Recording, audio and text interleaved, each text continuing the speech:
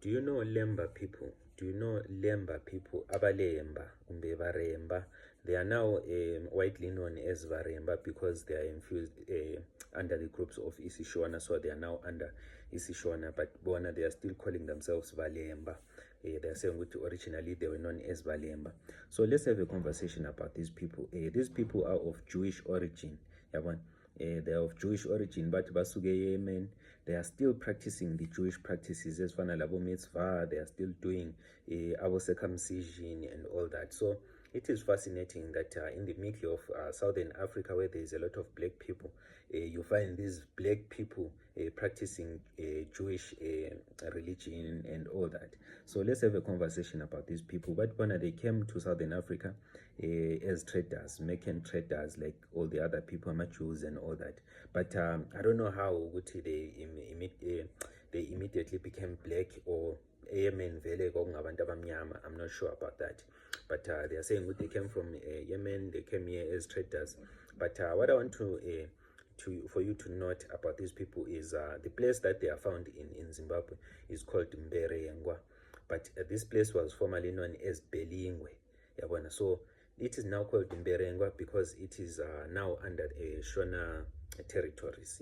So that's why it's called Mberengwa, but its former name, original name, is Belingwe. It was a Kalanga place, and these people, Abalemba laba bayatsho ukuthi they found Kalanga people when they got there. So now, where is Mberengwa? You find Mberengwa is close to Abozishabani labo Gwanda there. So bathi bona, these people, the Lemba people, they came here in different groups. The first group came in Yabisisi Ayakani, a civilization Yamapungukwe. They are the ones who built Mapungukwe. I'm not sure how true this thing is, how true their claim is. They are also saying that the second group came and built the civilization of Great Zimbabwe. So if you look at their claims, these people, they are saying that they built these monuments. They did not build them alone. They built these monuments with the Khoisan people of the indigenous people. They built it with also Amakalanga, the Kalanga people. So I'll put a video after this so that you understand this guy explaining it. So you understand now, if these people are the ones who built, where was Mutapa? Where is Mutapa and these people, Amazezuru, Amanyiga, and where were they?